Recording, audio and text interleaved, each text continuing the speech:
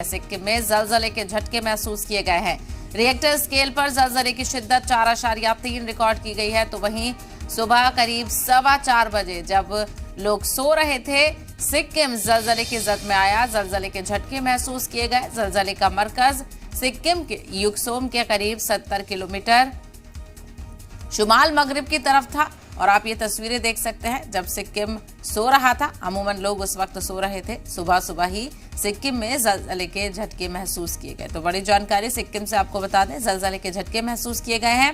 Richter scale पर जलजले की शिद्दत 4.3 रिकॉर्ड की गई है। सुबह करीब 4:15 बजे जलजले के झटके महसूस किए गए। जलजले का मरकज सिक्किम के युकसोम से करीब 70 किलोमीटर शुमाल मगरिब की ओर था। तो ये बड़ी जानकारी सिक्किम से आपको पहुंचाते चले। सिक्किम में जलजले के झटके महसूस किए गए। सुबह करीब 4:15 बजे यानी सुबह सुबह के वक्त सिक्किम जलजले से दहला।